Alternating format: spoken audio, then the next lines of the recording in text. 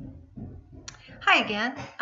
This is Victoria, and this is Chapter 1, Section 2. We're going to talk a little bit about different sampling techniques. And here's our question. To estimate the percentage of defects in a recent manufacturing batch, a quality control manager at IBM selects every 19th computer that comes off the assembly line, starting with the fourth until she obtains a sample of 140 computers. And it says what type of sampling is used. Well, one of these, we've got a number of different ways to sample. We've got, let's talk about the simple random. So the simple random sample is basically just telling us that whenever we're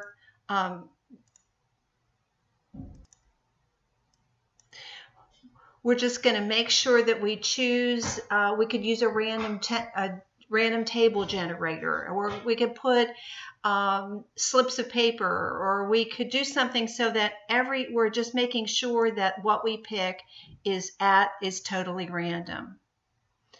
Systematic is when we're kind of just taking and we're going to say, I'm going to choose people to go on a free trip with me to Rome, and I'm going to get the class lined up from youngest to oldest, and I'm going to pick every third one. So I'm going to maybe pick every third one. Okay, that would be a systematic. Again, sample was maybe we're just doing slips of paper, or we're a random number generator.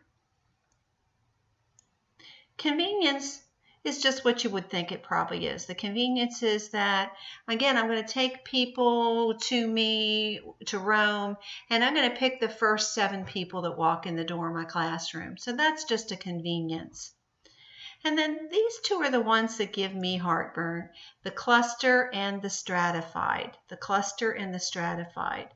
So for the example that I was giving, if I want to do a cluster, let's say I take everybody that's in my classroom, right? And I'm going to divide them into 2 parts. I'm going to have girls, and I'm going to have boys, or males and females, okay? Girls and boys. And for a cluster, I'm going to pick one of these groups, and I'm going to take all of them. So I'm going to say, I'm going to pick the girls, and every single girl is going to go with me to Rome. Okay, that would be a cluster. Now, where a stratified might be is where, let's say I take instead of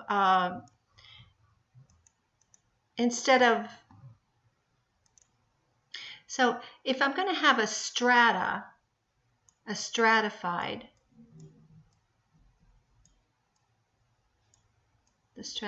sorry I'm such a terrible writer. I'm going to take, and let's say that if I'm going to pick people to go to Rome with me, let's say that I've got you guys sitting in rows. Okay, I've got you guys sitting in rows in my classroom. And so there are all of these different desk arrangement. So I've got, this is desk number 1, desk number 2, desk number 3, desk number 4, desk number 5, and then I have all these rows. And so to do a stratified, I would pick one person out of this row, one person out of this row, and so on. So I would break you into different pieces, and then I would pick one person in that row, versus a cluster, I'd have the same sort of arrangement, and I would just pick a whole row to go with me. Just the whole row is going with me. So that's the difference between the two of those. So